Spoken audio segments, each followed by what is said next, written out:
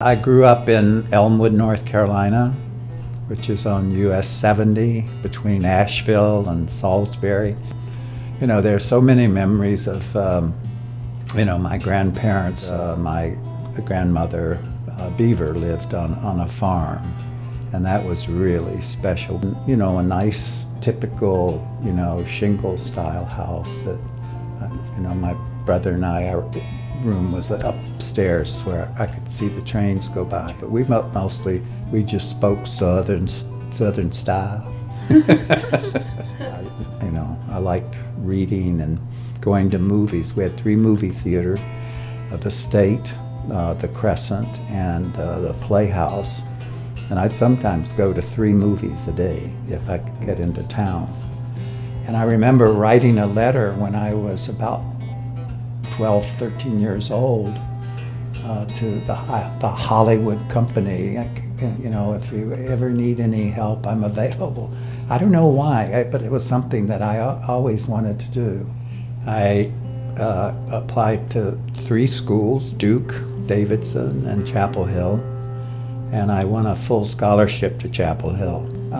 That sort of, settled that I was going to study, film. We were part of the friends who were, connected with the theater program there.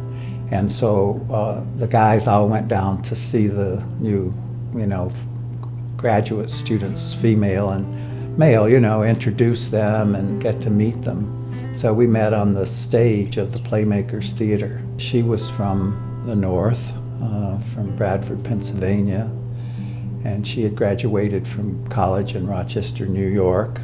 I wasn't studying theater, but we auditioned for the touring production of the Carolina Playmakers, and we were cast, in the, matchmaker, and she was the maid and I was the butler.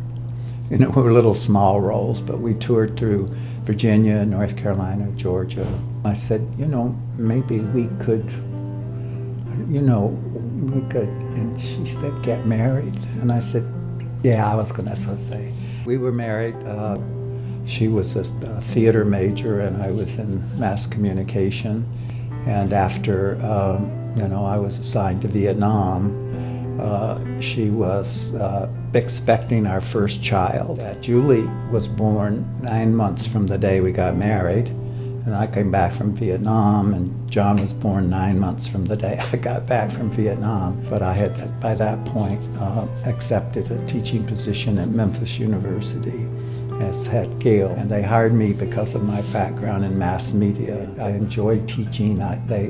When I finished my first year, they offered me a television show on WKNO TV, which I was excited to do, but then I got this phone call from Chapel Hill saying, we want you to come back here and teach. So I went back there. I directed a live production of an old radio drama, The Odyssey of Runyon Jones, and then I made a film, the first film for the Carolina Population Council. The boss who hired me to come back said, you go off somewhere and get a doctorate and you'll have a standing contract to come back. So I came here in '67 and I went back to Chapel Hill that summer and taught. And the next year I was back here, '68. I went back to Chapel Hill in the summer and taught.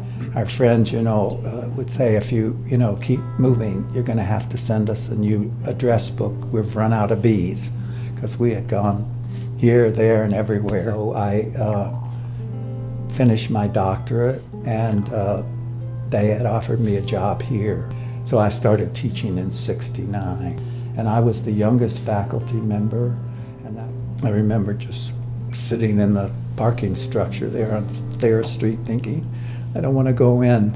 I was teaching television production, and I had to teach a course in acting for radio, television, theater, and film, and that was fun. A lot of great students in there.